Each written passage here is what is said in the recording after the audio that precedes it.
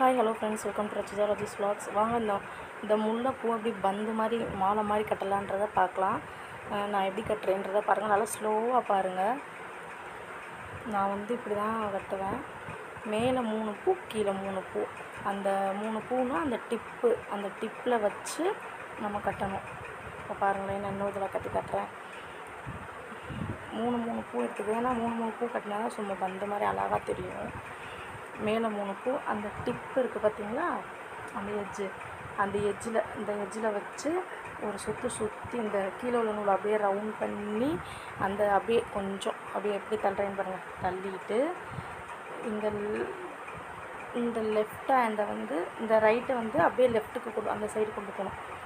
அப்படியே இந்த கையை அந்த கை மேலே கொண்டு அப்படியே நம்ம நாட் போடுவோம் இல்லையா, அந்த மாதிரியும் போடலாம். நீங்கள் அப்படி கட்டி ரொம்ப இழுத்துட்டிங்கன்னா அந்துடும். மெதுவாக இழுக்கணும்.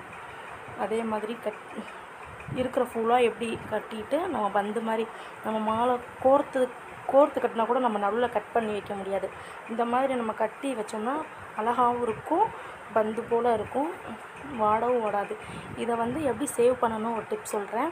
நீங்கள் இதை ஒரு பாக்ஸில் கொஞ்சோன்னு அரிசி மட்டும் போட்டு, இந்த அரிசியில் அதை போட்டு இதை வைங்க. அப்படியே இருக்கும், எத்தனை நாள்னாலும் அப்படியே இருக்கும்.